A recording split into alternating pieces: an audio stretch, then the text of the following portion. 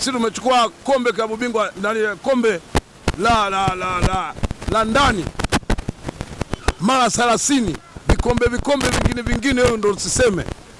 Leo limetokea jambo ya kuahirisha dabi ya Yanga Afrika na Simba, na wa kwanza kujiuzuru wao kugairisha ile dabi ni Simba Sports Club. Leo sisi tunagoma kisheria, si tugome kwa kushindikizwa na mtu. Wewe unakaa huko unaamka unabeba na Yanga, wanagomea mechi kucheza. Kwani kati ya Simba na Yanga aliyogomea ile mechi nani? Au bodi ya ligi? Wao mpaka kwenye saa 3 wanasema mechi ipo, saa 4 mechi ipo, saa 7 wanailisha mechi eti kwa ajili ya timu ya Simba Sports Club. Jambo haliwezekani. Na mimi naiombea Yanga au wanachama wa Yanga Afrika au mashabiki wa Yanga Afrika pamoja na uongozi.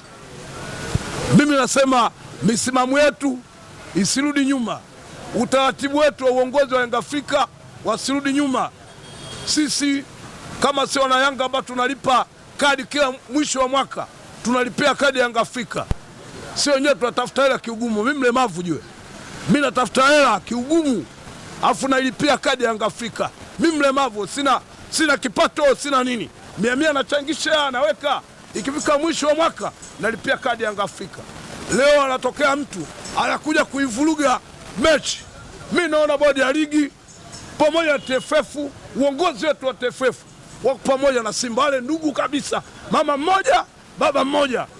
Sasa na sisi hatukubaliani nao, na kama ile barua ambayo sisi tulipeleka kasi na wakarudisha, tulishajua kwamba wale watu wa kasi wamerudisha huku kwenye bodi ya ligi.